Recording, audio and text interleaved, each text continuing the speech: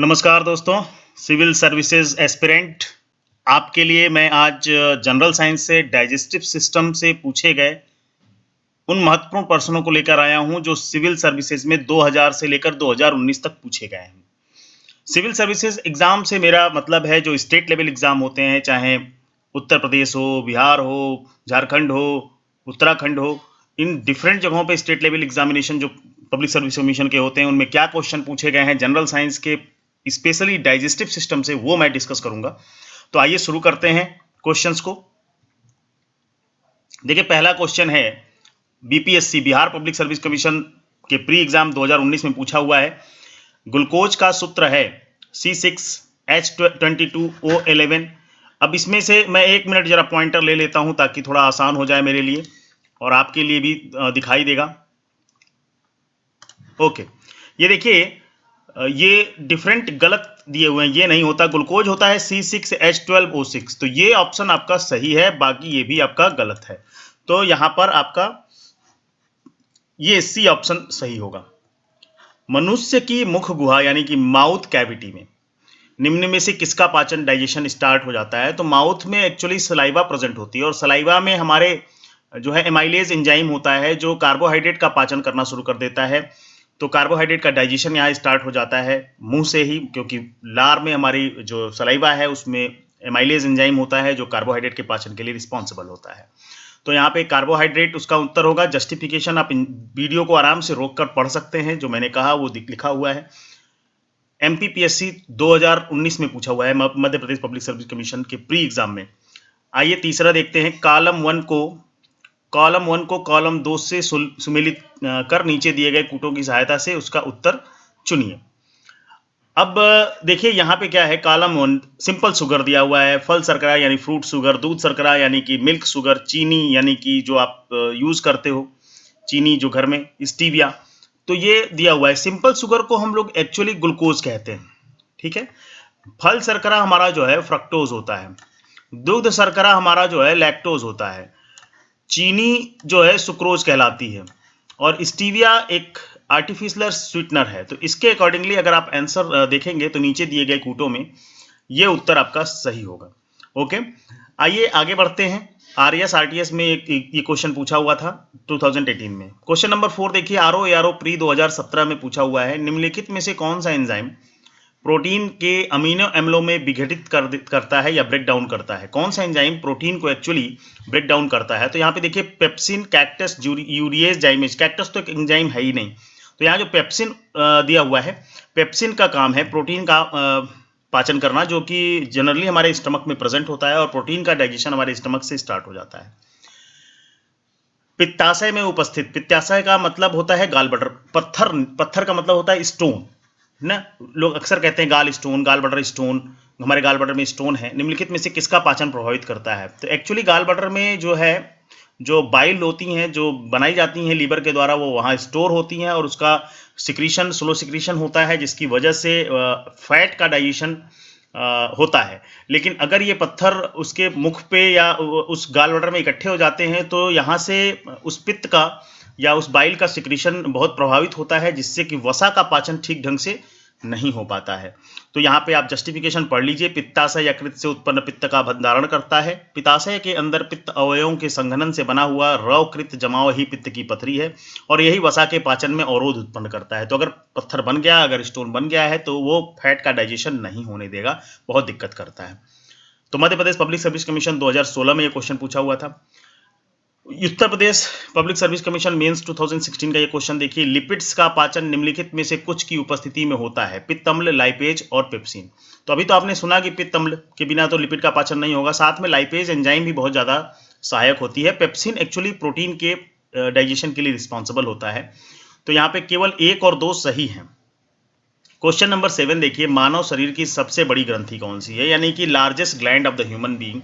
तो largest gland of human being जो है लीवर को कहते हैं।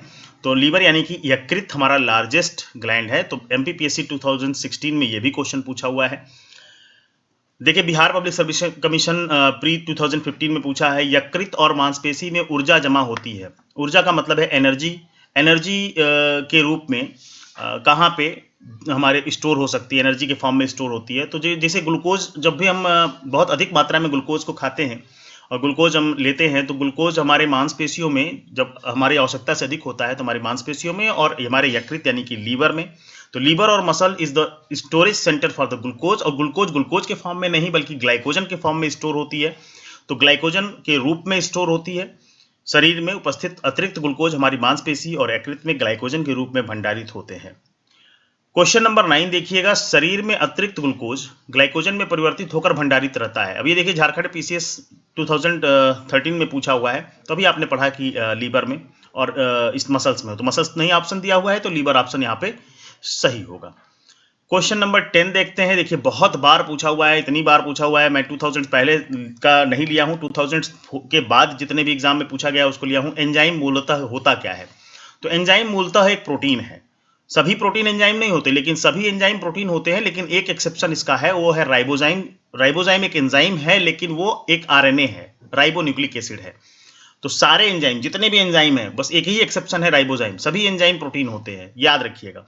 सभी एंजाइम प्रोटीन होते हैं, राइबोजाइम को छोड़कर एंजाइम बायो उत्प्रेरक की तरह काम करते हैं।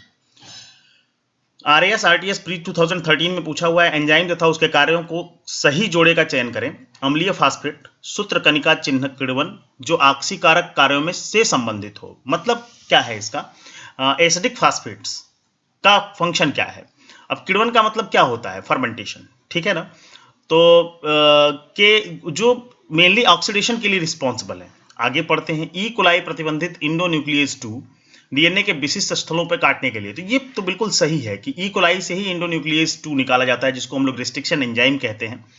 और ये रिस्ट्रिक्शन एंजाइम ही डीएनए को स्पेसिफिक लोकेशन पे कट कर सकता है।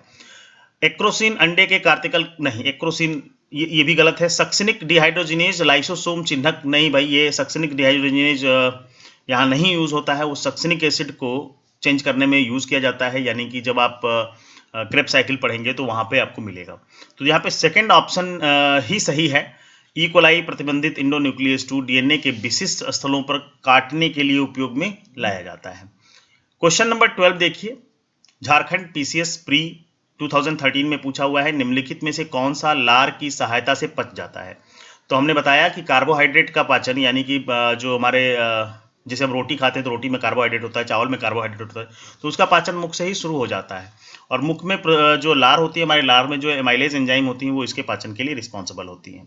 तो लार में उपस्थित एमाइलेज एंजाइम स्टार्च को ग्लूकोज में तोड़ना शुरू कर देता है। निम्नलिखित में से कौन सा एंजाइम ग्लूकोज को इथेनॉल में परिवर्तित करने को प्रेरित करता है? झारखंड पीसीएस प्री 2013 में पूछा हुआ है, तो इसका सही उत्तर है जाइमेज। जाइमेज एंजाइम ग्लूकोज को इथेनॉल में परिवर्तित कर देता है। आइए क्वेश्चन नंबर 14 देखते हैं। आरएएस आरटीएस प्री 2012 में पूछा हुआ है, लार सलाइवा निम्नलिखित में से किसके पाचन में सहयोग करती है? तो लार सलाइवा आपने अभी देखा स्टार्च के पाचन में सहायक होगी, ठीक है। तो स्टार्च के पाचन में, जिसको हम लोग कार्बोहाइड्रेट स्टार्च सब एक ही बात है। प्रोटीन के पाचन, डाइजेशन ऑफ प्रोटीन में सहायक एंजाइम, तो आपने पीछे देखा था पेप्सिन, उसके बाद ट्रिप्सिन भी होता है, ट्रिप्सिन का भी काफ़ी उपयोग है। तो ट्रिप्सिन एंजाइम है जो प्रोटीन के पाचन में सहायक होता है। एंजाइम क्या है? एंजाइम एक बायो उत्प्रेरक होता है, बायो कैटलिस्ट होता है, जो रिएक्शन के रेट को बढ़ा सकता है, जो किसी भी रासायनिक अभिक्रिया की जो क्रिया करने की गति है उसको तेज कर सकता है। तो एंजाइम एक बायो उत्प्रेरक है। तो ये उत्तराखंड पीसीएस प्री 2010 में पूछा हुआ है। क्वेश्चन नंबर 17 देखते हैं। मानव शरीर में यकृत यानी कि लीवर वसा के पाचन में महत्वपूर्ण भूमिका निभाता है। यकृत 2 महत्वपूर्ण वसा पाचक एंजाइम उत्पन्न करता है।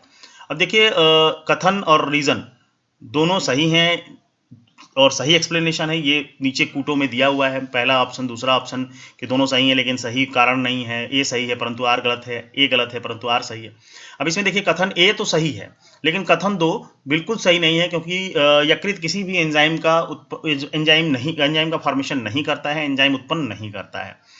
तो यकृत पित्त की थैली में रस पहुंचाता है, जो वसा युक्त भोजन के पाचन में महत्वपूर्ण भूमिका निभाता है, बट यकृत वसा पाचक एंजाइम नहीं उत्पन्न करता, यानी कि ए सही है परंतु आर बिल्कुल गलत है। निम्नलिखित में से किस एक की उत्पत्ति यकृत का कार्य है? आईएस प्री 2007 में पूछा हुआ है।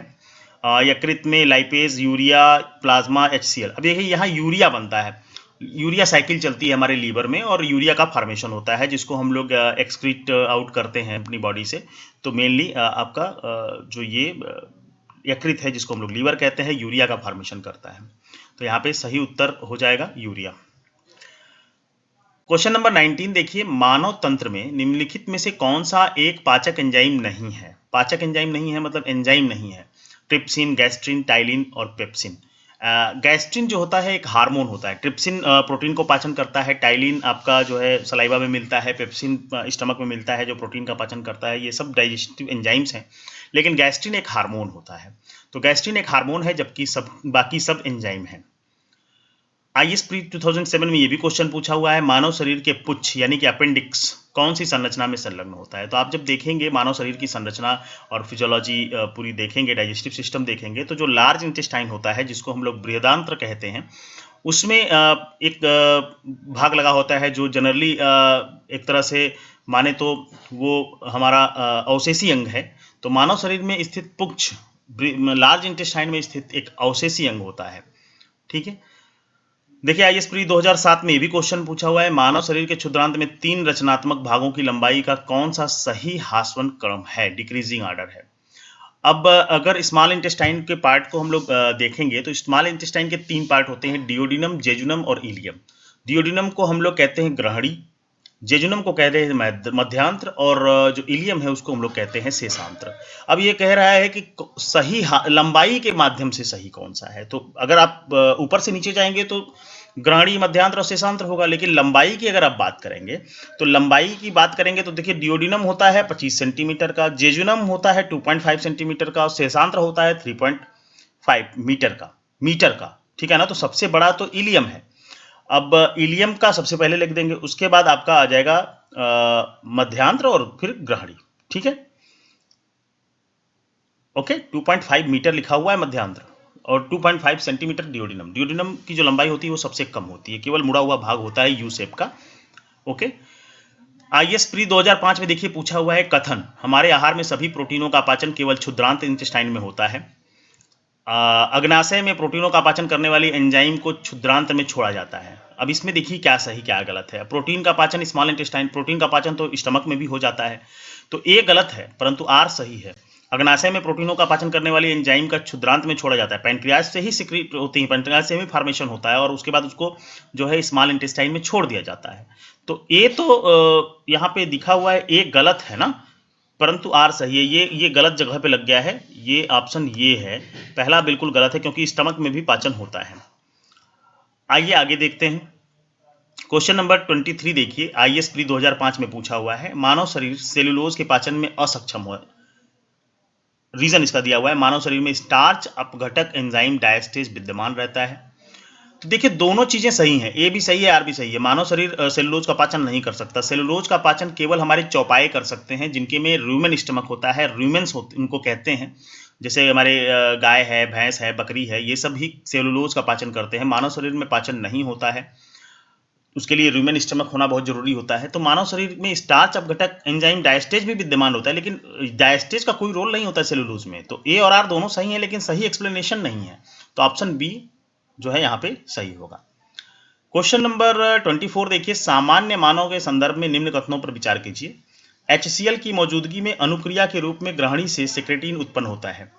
वसीय अम्लों की मौजूदगी की अनुक्रिया के रूप में क्षुद्रांत में एंट्रोगेस्ट्रोन उत्पन्न होता है। अब इनमें से कौन सा कथन सही है, कौन सी कथन गलत है, इसको आपको देखना है। तो देखिए HCl की मौजूदगी में अनुक्रिया के रूप में ग्रहणी से सेक्रेटिन उत्पन्न होता है, ये बिल्कुल सही है क्योंकि जब भोजन वहाँ से आता है आपकी स्मॉल इंटेस्टाइन से तो HCl उसमें प्रेजेंट होता है, लेकिन अब उसको उसके मीडियम को चेंज करना होता है। तो सेक्रेटिन नामक हार्मोन का स्रावण क्राइम की अम्लीयता से प्रोत्साहित होता है जो कि जठरीय स्रावण यानी गैस्ट्रिक सिक्रीशन को रोकता है, और क्षुद्रांत में एंट्रोगेस्ट्रोन उत्पन्न होते हैं। दोनों सही हैं। क्वेश्चन नंबर 25 देखिए, जैविक सिस्टम यानी कि लिविंग सिस्टम में रासायनिक क्रिया केमिकल रिएक्शन की प्रक्रिया को तेज करने के लिए उत्तरदायी पदार्थ है। तो बैक्टीरिया, डीएनए, एंजाइम, प्रोटीन। तो आपको एंजाइम याद होगा, एंजाइम एक बायो उत्प्रेरक होता है, कैटलिस्ट होता है जो कि सभी रासायनिक अभिक्रियाओं को तेज करने के लिए रिस्पॉन्सिबल होता है। तो बीपीएससी प्री 2000 में पूछा गया था ये क्वेश्चन। तो यहाँ पे करीब करीब हमारे सारे क्वेश्चन खत्म होते हैं। 25 क्वेश्चन जो हमने 2000 से लेकर 2019 तक के डिस्कस किए हैं इस पर्टिकुलर टॉपिक से, डाइजेस्टिव सिस्टम से। इसी तरह से मैं आगे भी आपको लेकर आऊँगा क्वेश्चन। अगर आपको हमारे ये वीडियो अच्छे लगते हैं तो आप चैनल को सब्सक्राइब कर लें और हमारे वीडियो को लाइक करें। अगर आपके कोई प्रश्न हो तो उसको दें, हमें प्रोत्साहित भी कर सकते हैं आप। अगर अपने कोई बढ़िया कमेंट्स हैं तो आप दे सकते हैं। तो धन्यवाद इन द लास्ट।